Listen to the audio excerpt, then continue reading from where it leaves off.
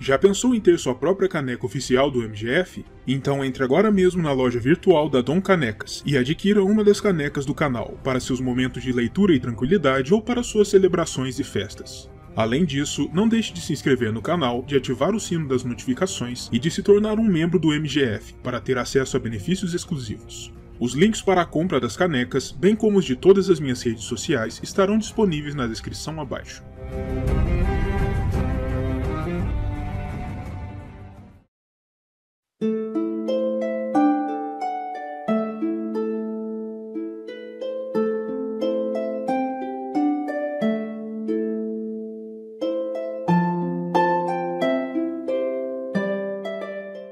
A região do Norte é a mais vasta geograficamente em todos os 7 reinos, e ainda que não seja nem de longe a mais populosa, sempre demandou, desde os tempos em que ainda era o domínio dos reis do inverno Stark de outrora, um número considerável de casas vassalas que auxiliassem os senhores de Winterfell na manutenção de tão vasto território.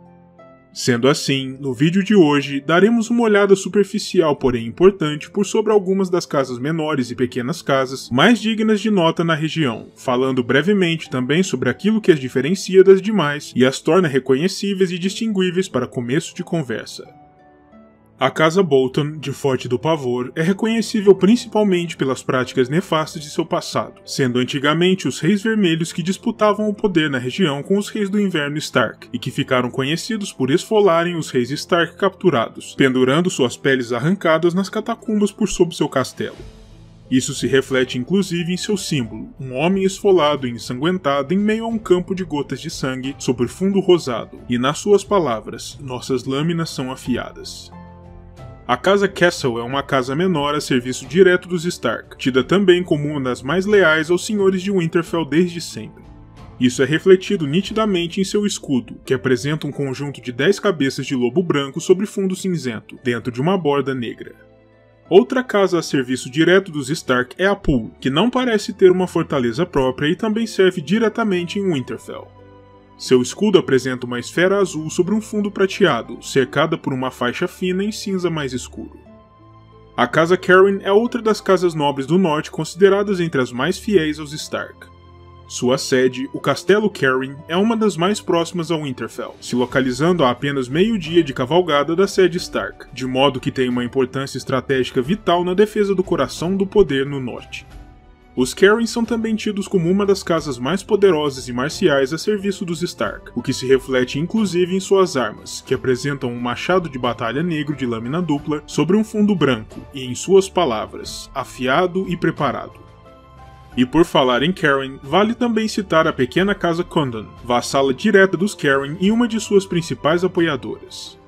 O escudo desta casa apresenta uma cabeça de águia vermelha sobre 2 tridentes cruzados, igualmente vermelhos, tudo sobre um fundo branco imaculado.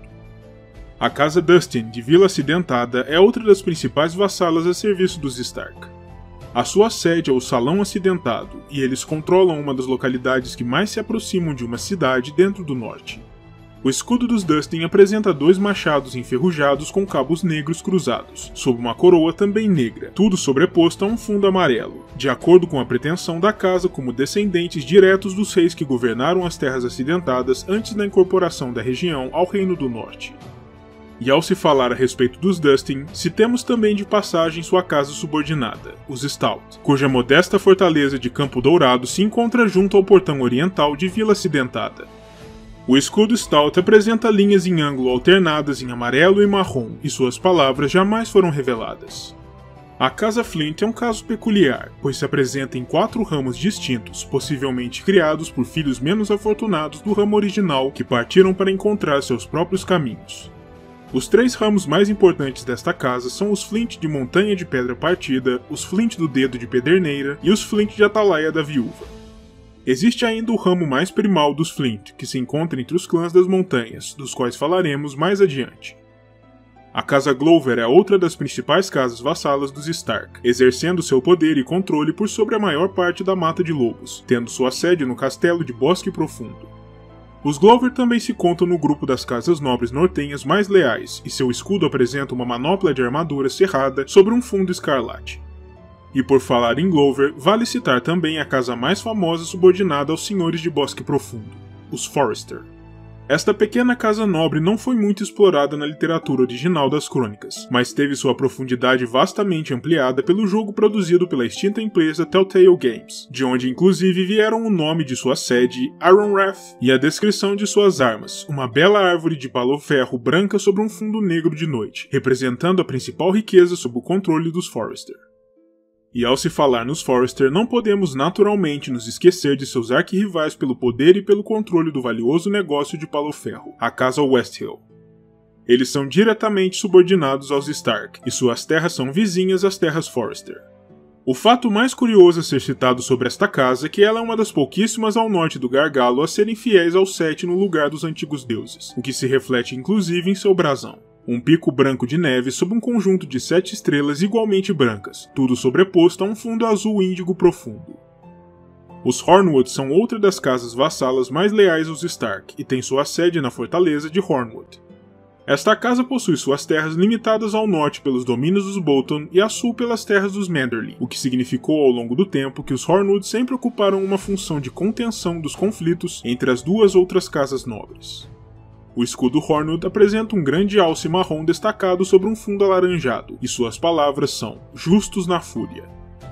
E ao se falar em casas leais aos Stark, não podemos nunca deixar por muito tempo distante de nossas mentes a casa Karstark, da fortaleza de Carholt, que surgiu séculos atrás exatamente como uma derivação direta dos Stark, quando Carlon Stark, um filho mais jovem desta casa, partiu em busca de terras próprias e acabou por fundar para si uma nova casa, significando dizer que todo Karstark tem sangue Stark correndo em suas veias, tornando as duas casas próximas em um sentido fraterno.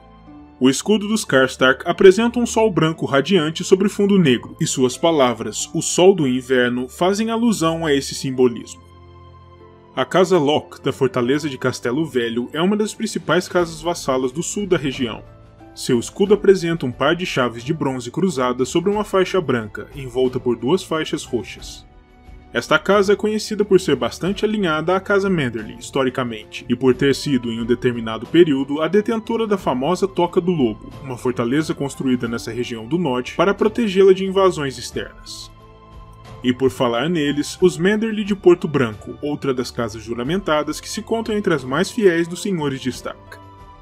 A história desta casa é curiosa, pois eles não são oriundos originalmente do norte, mas sim da Campina.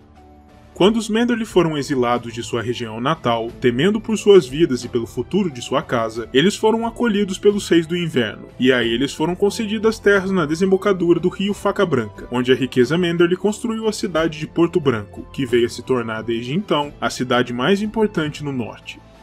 Isso fez com que os Manderly se tornassem eternamente gratos aos Stark, e tal gratidão se traduziu em uma fidelidade inabalável, que perdura até os dias atuais. O escudo dos Manderly apresenta um tritão em branco e verde escuro empunhando um tridente negro, sobre fundo verde mar, representando as profundezas das águas, e suas palavras não são conhecidas. A Casa Mormont, da Ilha dos Ursos, é uma das casas vassalas de maior destaque na porção mais ao norte dos domínios Stark, e também se contam entre as casas mais leais, tendo recebido a posse de seus domínios de um Stark, o Rei do Inverno Roderick, que teria obtido a posse da ilha após vencer uma disputa de luta livre contra um rei oriundo das Ilhas de Ferro. O brasão desta casa apresenta um grande urso negro rampante, em alusão ao nome dos domínios dos Mormont, sobre um fundo verde intenso de mata virgem, e suas palavras são: "Aqui permanecemos", um testemunho atemporal de sua perseverança. Ao contrário da Casa Mormont, que tem seus domínios no extremo norte, a Casa Reed domina o extremo sul dos domínios Stark, sendo a principal casa nobre dentre os chamados Cranogmanos, seres humanos de baixa estatura que habitam essa porção pantanosa do norte desde os tempos antigos, e que em certo momento foram detentores de seu próprio reino. A fortaleza sede dessa casa, a Atalaia da Água Cinzenta, é um castelo singular por seu próprio direito, no sentido de ser a única sede de uma casa nobre até onde se saiba que não possui uma localização estacionária, se deslocando sobre as águas em ilhas de madeira artificiais, mudando constantemente de paragem e se ocultando por entre os pântanos, tornando-a tão impossível de ser encontrada por corvos quanto por inimigos dos Reed. O escudo desta casa apresenta um grande lagarto-leão negro sobre fundo verde acinzentado de pântano, e suas palavras não são conhecidas. Ao se falar dos Reed, é importante também citar as pequenas casas de Cranogmanos que lhes prestam vassalagem. Até o momento, as casas cranogmanas conhecidas são os Blackmire, os Boggs, os Cray, os Fen, os Greenwood, os Pitt e os Quag. Adicionalmente, é possível que a casa Marsh também seja de cranogmanos, embora isso nunca tenha sido confirmado. A casa Ryswell exerce seu domínio e controle por sobre a região das colinas, uma porção vizinha às terras acidentadas dos Dustin, que explica a grande proximidade entre ambas as casas historicamente. O brasão dos Ryswell apresenta uma cabeça de garanhão negra com crina alaranjada, sobre fundo marrom inscrita em uma faixa corrugada negra, e suas palavras são desconhecidas. Os Talhart são outra das casas que se encontram mais próximas ao coração do norte. A partir de sua fortaleza, Praça de Torhen, é possível marchar rapidamente em direção a nordeste, para se chegar ao Winterfell em caso de emergências. O escudo dos Talhart apresenta 3 pinheiros verdes sobre fundo marrom de terra, e suas palavras são orgulhosos e livres. E por fim, falando sobre a última das casas mais importantes do norte, temos ainda que citar os belicosos e orgulhosos Amber da Última Lareira, a casa que detém as terras na posição mais ao norte, já limítrofes à dádiva da patrulha. Os Amber são ferozmente fiéis aos Stark desde sempre, se encontrando frequentemente na vanguarda de suas forças, e tal ferocidade é refletida no escudo da casa, que apresenta um temível gigante coberto por pelos marrons rugindo com correntes quebradas presas aos seus pulsos, sobre um fundo vermelho incandescente. As palavras dos Amber não são conhecidas.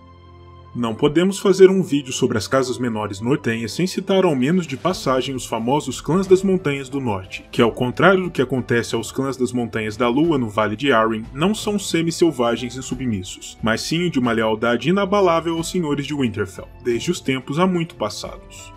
Os clãs não tratam a si mesmos como casas no sentido tradicional, embora assim sejam conhecidos pelos senhores das Terras Baixas, e cada um dos clãs é conhecido por um nome e um brasão, tal como as casas regulares, embora eles não usem, por exemplo, o título de lordes entre si.